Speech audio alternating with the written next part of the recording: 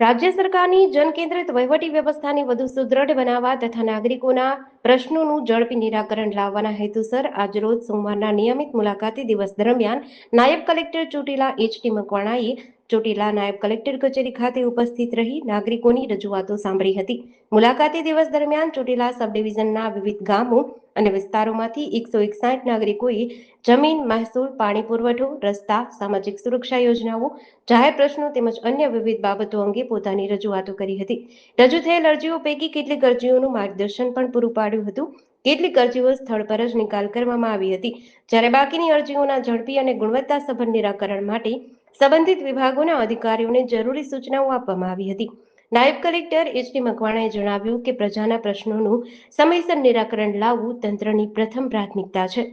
નાગરિકોને કચેરીના ધક્કા ન ખાવા પડે અને તેમની સમસ્યાનો નિયમ અનુસાર અને પારદર્શક રીતે ઉકેલ આવે તે માટે વહીવટી તંત્ર સતત કાર્યરત છે. જીડીસી ન્યૂઝ સાથે કલ્પેશ વાઢેર, સુરેન્દ્રનગર.